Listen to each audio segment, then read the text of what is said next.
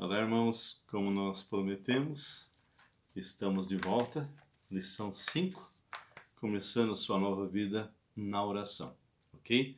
Nós já havíamos falado na 4 a respeito da importância dela, mas agora nós vamos entrar em alguns detalhes. Queria apenas lembrar aos irmãos, novamente, você que está me assistindo, não sei se você é homem, se você é mulher, não importa, ou jovem, né? Por favor, se inscreva. Se você gostou, se você tem gostado, dá o teu ok. Aperta o sininho.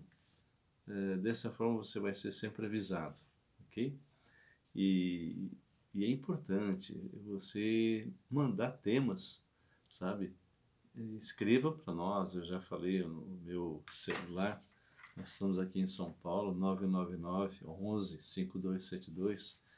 Manda tema, faça perguntas se você eventualmente gostaria de ter alguma pergunta respondida, algum tema a ser desenvolvido, porque quando eu terminar essa parte de evangelismo, então eu completo toda uma sequência que eu queria para vocês terem uma base boa, forte, não é? Claro que não está no nível de seminário, mas pelo menos eu quero colocar algumas coisas que sejam importantes e aí eu vou estar livre para desenvolver temas de todo tipo, escatologia, vou estar falando, expondo algumas passagens bíblicas, versículo a versículo, vamos estar entrevistando pessoas, missionários de Israel, ou enfim, vou estar trazendo pessoas que vão estar desenvolvendo outros temas, vou fazer entrevista, e enfim, eu quero que vocês de alguma forma participem, sugerindo aí algum tema importante, tá bem? Então, volto a insistir, se inscreva, ok? Seria muito importante. Bem, então começando sua nova vida, para quem já ouviu, sabe exatamente como funciona. Se você está começando agora, deixa eu te explicar. Esse é um material que não tem respostas, só tem perguntas. E as respostas a gente sempre obtém através da palavra de Deus. Então, o recém-convertido, normalmente, ele não sabe nada. Então, você começa a conversar com ele, você marca uma reunião. Assim que ele se converte, já marca uma reunião e você vai sentar com ele para conversar. E, de preferência, sempre no mesmo lugar, no mesmo horário, ok? Muito bem. E aí, você vai abrir a palavra, porque ele não sabe nada, você vai ter que ensiná-lo, que é o Velho Testamento, que é o Novo Testamento, né? E aí, através, como você vai ver daqui a pouco, nós vamos ter algumas questões que o recém-convertido tem que ir na Escritura para obter a resposta. Bem, aqui nós começamos nesse ponto, dizendo o seguinte: qualquer relacionamento significativo envolve comunicação nos dois sentidos. É o que nós havíamos falado agora há pouco. Uma análise das biografias das pessoas registradas na Bíblia mostra claramente a importância da comunicação entre Deus e seu povo. Quando essas pessoas ouviam a voz de Deus, obedeciam e oravam, suas vidas eram radiantes. Todavia, quando essas mesmas pessoas falharam em ouvir e obedecer a Deus, e falar com Ele através da oração, os problemas espirituais invadiram suas vidas. Isso é uma realidade. O mesmo pode acontecer conosco hoje. É óbvio, a natureza é igual. Deus se comunica conosco através da sua palavra, a Bíblia. Ora, é muito importante você entender isso, que o tempo que você vai investir orando a Deus, e lendo a sua palavra e aplicando na sua vida, vai ter um retorno, meu irmão, minha irmã, que você não pode imaginar. Eu ando há 41 anos com o Senhor e tenho experiências tremendas com Deus. Tremendas. Tem muitas pessoas que infelizmente estão mais envolvidos em grupos emocionais, que têm uma série de posturas que não muda a vida, né? Pegam o texto fora do contexto, falam coisas que não têm nada a ver com a palavra. e a vida não muda. É óbvio que não vai mudar. Mas quando você conhece a palavra de Deus e o Deus da palavra, então, e aplica, você realmente confia no que a palavra fala e você aplica, você vai ter experiências com Deus. Eu garanto isso para você. Bem, então, orar é falar com Deus.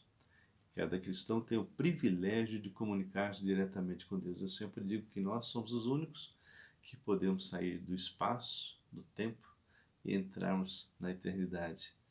E em posição, diz as Escrituras, que nós já estamos assentados nas regiões celestiais em Cristo Jesus. Está lá em Efésios 2,6. Corre lá e você vai encontrar isso. Através da oração, podemos nos apropriar de todos os recursos de Deus, reservados para nós em Jesus Cristo. A oração ocupou uma posição de extrema importância na vida de Jesus Cristo. Se Jesus ele orava, quanto mais a nossa própria necessidade, não é? E era visível, realmente, todas as vezes que ele ia tomar uma decisão, sempre ele buscava, né? Então a vida de Cristo foi uma conversa a viva voz com Deus, o Pai. E a oração foi o sustento, aquele que sustentou a sua vida, o ministério, né? E para nos tornarmos mais e mais semelhantes a Ele, precisamos então aprender a orar. E a oração deve incluir os seguintes elementos: o louvor, a adoração, as ações de graça, confissão e pedidos específicos. Eu tenho esse hábito de sempre estar fazendo pedidos específicos, porque quando vem a resposta você tem certeza que aquilo que você pediu, o Senhor respondeu literalmente. Bem, quando nós abrimos a palavra de Deus, esse é o primeiro ponto, louvar e adorar ao Senhor, encontramos no Salmo 95 algo tremendo, não é? No versículo 6, mas eu vou ler uma parte, diz: Vinde, cantemos ao Senhor com júbilo, celebremos o rochedo da nossa salvação. No versículo 6, ele diz assim: Vinde, adoremos e prostremo-nos, ajoelhemos diante do Senhor que nos criou.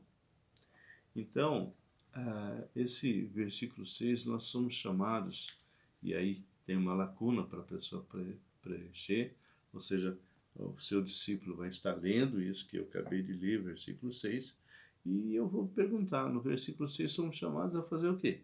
E a resposta que ele tem que dar: louvar, adorar o Senhor, não é? Então, de acordo com o versículo, por que devemos adorar a Deus? Então, o versículo 6 nos fala: vinde, adoremos e prostremos, ajoelhemos diante do Senhor que nos criou. Ora, a palavra nos mostra no Salmo 95 que nós temos que celebrar o rochedo da nossa salvação por tudo, por todas as coisas. Ele realmente é o nosso pastor, somos ovelhas, devemos adorá-lo, buscando a sua face, independente do que ele faz. Nós temos que adorar o Senhor e louvar pelas coisas que ele faz, agradecer, ser grato mesmo, não é?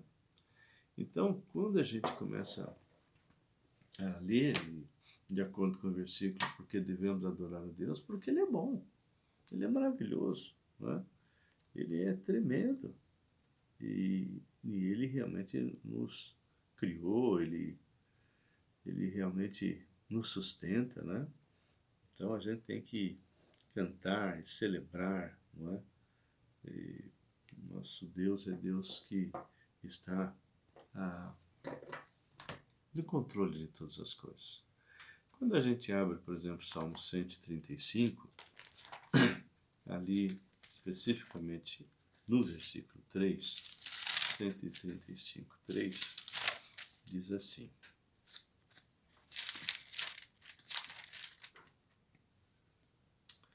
Louvai ao Senhor, porque o Senhor é bom. Louvai o Senhor, porque o Senhor é bom. Cantai louvores ao seu nome, porque é agradável. Então nós tínhamos feito pergunta de acordo com Salmo 135, por exemplo, 3. Por que devemos adorar o Deus? Por que devemos adorar esse Deus? Porque Ele é bom, Ele é maravilhoso, não é? E Deus é digno de nosso louvor, adoração, né? Nós somos seus filhos e devemos louvá-lo pelo seu amor, pela sua misericórdia. Irmãos, eu sei o que eu era há 41 anos atrás. Eu sei que se eu morresse como eu estava, eu estaria no inferno. Não tem jeitinho, não tem segunda chance, não tem purgatório, não tem nada. Morreu, morreu. O homem está ordenado a morrer uma só vez, depois disso, juízo. Não é? Mas Jesus, ele faz uma afirmação diferente. Ele diz que, em verdade vos digo, quem ouve a minha palavra e crê naquele que me enviou, tem a vida eterna. Não entrará em juízo, mas passou da morte para a vida. Bem, então, nessa parte de oração eu não quero gastar muito tempo, porque seria preferível você, ao comprar, ver que agradecer a Deus é um outro tópico importante em todas as coisas, conforme o Salmo 106:1. Então, você pode ler lá e ver. E 1 Tessalonicenses 5:18, de acordo com esse versículo, nós devemos estar adorando, louvando e agradecendo a Deus por tudo, ok? Romanos 8:28, de acordo com esse versículo, porque podemos dar graças a Deus por tudo? Porque tudo coopera para o bem daquele que ama a Deus. E tudo é tudo, inclusive, não só as coisas boas e coisas não tão boas, coisas ruins também. E agradecemos a Deus em todas as coisas por meio do quê? Da oração. Então, você pode agora interromper o que nós estamos falando, dar uma pausa e agradece a Deus. Agradece a Deus por tudo que o Senhor tem feito na sua vida. Mas agradece de forma específica, ok? E depois você volta novamente, se retoma. Bem, se você já fez isso, se você já agradeceu a Deus, o próximo ponto que nós encontramos é confessar os seus pecados, ok? Então, quando a gente olha, por exemplo, o Salmo 66:18, vem a pergunta: o que acontece quando oramos e temos pecados não confessados em nossa vida? Simplesmente Deus não nos ouve, é o que está escrito ali, ok? E de acordo com 1 João 9, o que Deus fará quando confessamos nossos pecados? Nós temos um estudo específico para isso, ok? Você pode voltar lá nos vídeos anteriores. Pequei, e agora? O que é que eu faço, né? Então, mas em 1 João 9, que fala só sobre restaurar comunhão, é importante você dar uma boa lida em todo o trecho lá de 1 João, porque a palavra fala que se nós confessarmos nossos pecados, Ele é fiel e justo para nos perdoar e purificar. Bem, eu já falei em detalhes que aqui não está falando sobre perda de salvação ou para se converter. Não. Aqui é uma palavra para crente, que quebrou a comunhão com Deus por causa do pecado, então ele tem que se arrepender, confessar esse pecado que já foi perdoado na cruz, ok? Todos os nossos pecados já foram perdoados na cruz. Desde quando você nasceu, os primeiros pecados que você fez até o último dia da sua vida, tá bem? Então, nós já estudamos, já temos um vídeo também falando sobre isso. Quando nós confessamos, nós concordamos com Deus, né? Que eu estou errado e que Ele já me perdoou, tá bem? Então tem que haver arrependimento genuíno. E quando você confessar seu pecado, peça para Deus trazer na tua mente, e você vai confessar de forma específica, ok? E então, pedidos específicos também, você pode orar falando para o Senhor: Senhor, olha, eu estou precisando, por exemplo, se eu estou precisando de alguma coisa, eu falo: Senhor, tu sabes, eu sei que o Senhor sabe, mas eu preciso disso, disso, disso, né? E, claro, orações que não sejam orações egoístas, tá bem? Bem, isso foi uma breve pincelada aí no capítulo 5, e nós vamos fazer o 6 e o 7, encerrando então essa série de discipulado, ok? ore por nós. Eu, no vídeo anterior, eu falei um pouco baixo, porque eu estava percebendo que se eu fosse falar um pouco mais forte, eu ia acabar tossindo mais. Mas ore por nós, tá? Ore por minha esposa. Nós vamos retomar agora, a partir de fevereiro, todas as coisas. Vamos ter conferência, nós vamos ter conferência missionária em setembro, né? A 8ª conferência. E olha lá, se você quer fazer parte do nosso projeto, em julho, primeira quinzena, estaremos indo ao México. É a segunda vez que nós vamos lá, e é o máximo de 14 pessoas.